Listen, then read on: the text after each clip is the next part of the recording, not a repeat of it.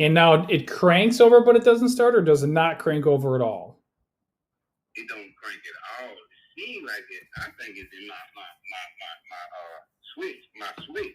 So the starter doesn't make any noise at all whatsoever when trying to start it, correct? Have you checked the fuses?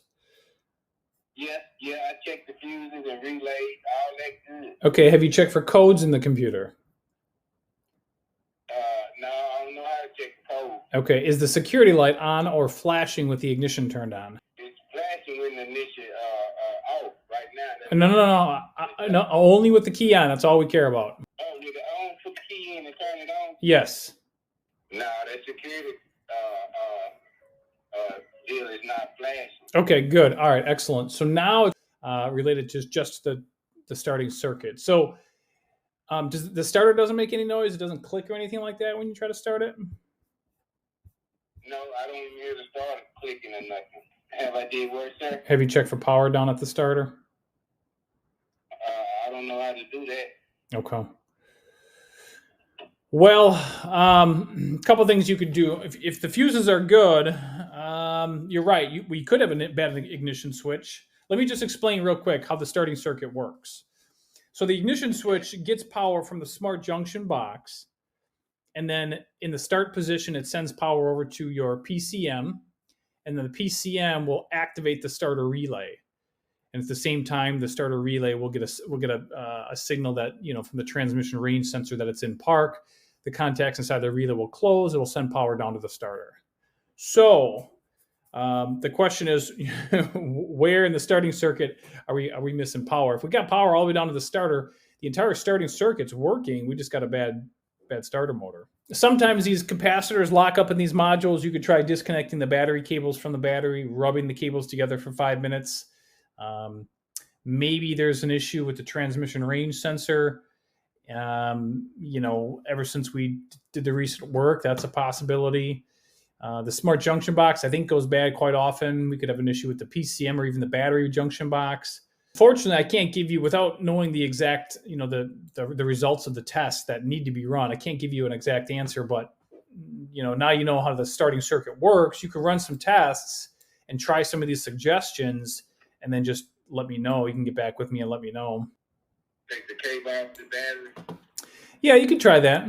Yeah, you disconnect the cables from the battery, rub the cables together for 5 minutes. And then what else to do? If you can, A, check for power down at the starter, and B, check for codes in the computer. If you don't have a scan tool or a code reader, you can hop on Amazon and you can head over to their auto section and order like a code reader for like $20 or $30, have it delivered to your door. They're real cheap. Oh, that code reader show me pretty much what's going on? Not necessarily. When we plug this... Okay. Hey, you know what?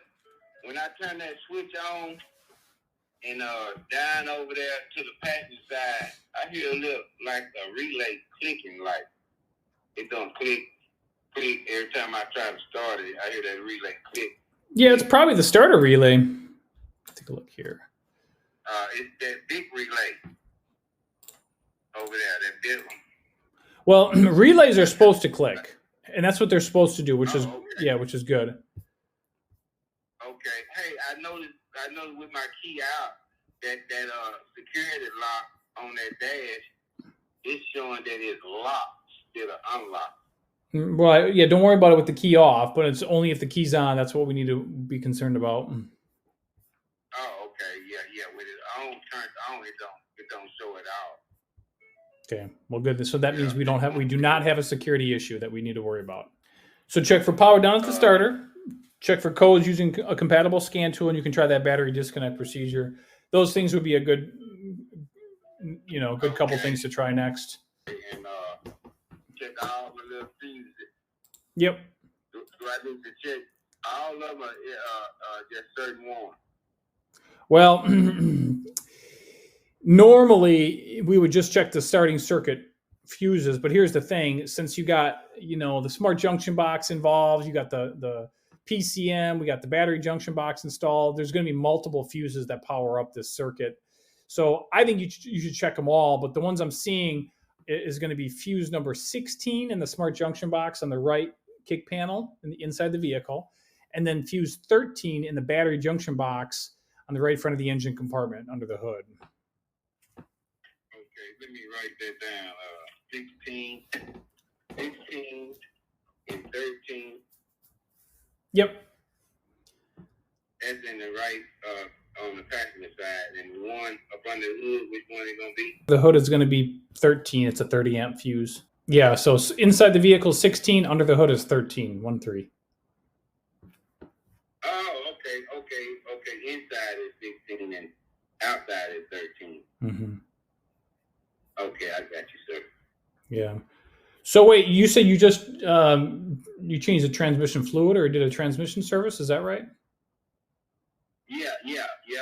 I just changed the fluid and filters, and that's it for the gas on it. Okay.